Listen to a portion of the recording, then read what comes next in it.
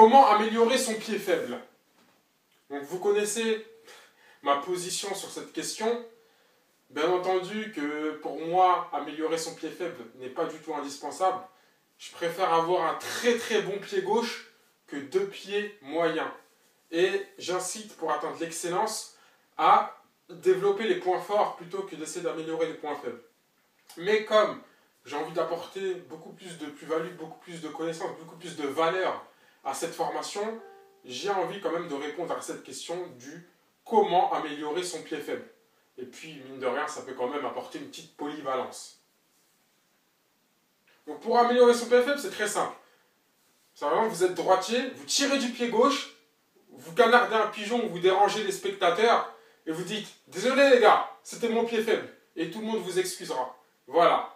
La deuxième solution, c'est de vous couper votre pied droit. Comme ça, vous serez obligé de jouer du pied gauche. Non, trêve de plaisanterie. Pour travailler le pied faible, on va faire un grand retour en arrière et on va aller aux prémices de votre jeunesse. Souvenez-vous, dans votre mini-stade ou dans votre club, quand vous étiez en poussin, comment vous avez appris vos premières techniques? Comment vous avez appris vos premières bases au football?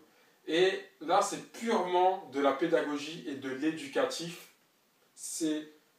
Vous êtes novice du pied gauche, vous êtes un enfant du pied gauche. Certes, actuellement, vous êtes des adultes, vous travaillez le physique, vous travaillez des choses beaucoup plus sérieuses en termes de performance sportive. Mais, ceci dit, il en reste toujours que votre pied gauche, vous êtes un enfant. Donc, vous allez travailler comme un enfant. Donc là, on ne va plus être dans la performance sportive, on ne va même pas être dans l'entraînement, on va purement être dans l'éducateur. Je vais être un éducateur sportif là. C'est comme si j'allais en maternelle. Parce que, comme je vous le répète, vous êtes des enfants du pied gauche. Et quand on est enfant, comment on travaille? Il y a deux types de travail quand on est enfant. Le premier type est la décomposition du mouvement.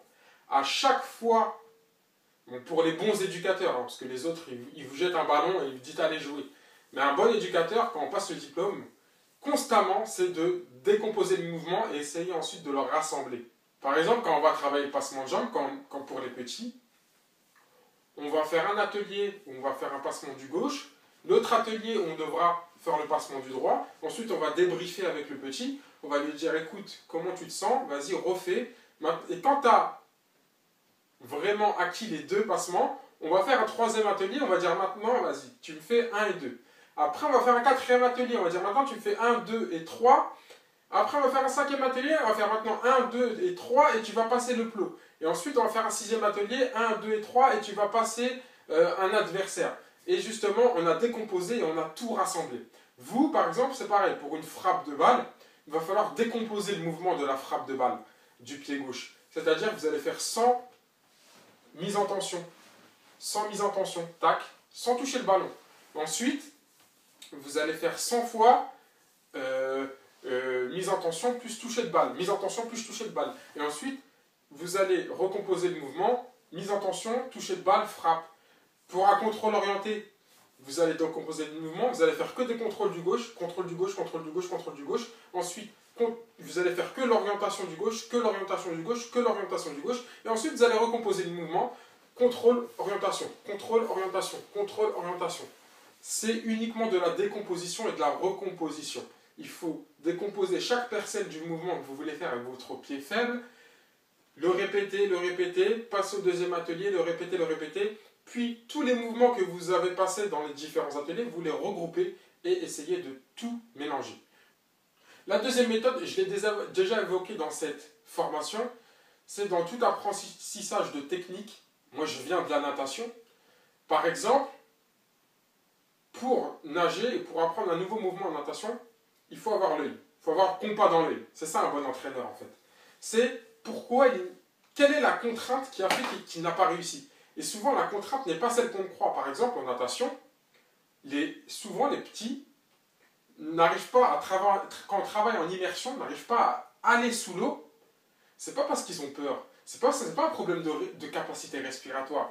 C'est uniquement parce que pour aller sous l'eau, il faut mettre la tête en avant et plonger. Et souvent, les petits n'ont pas l'équilibre nécessaire pour pouvoir plonger la tête sous l'eau. Donc, ce qu'on va faire, c'est travailler les roulades autour d'une barre. On va mettre une barre, ils vont travailler les roulades autour de la barre. Ils vont travailler les roulades.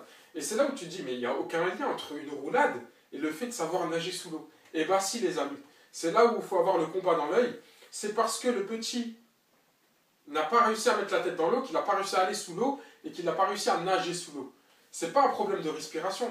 Donc, il faut enlever la contrainte pour laquelle vous n'arrivez pas à faire le mouvement au départ.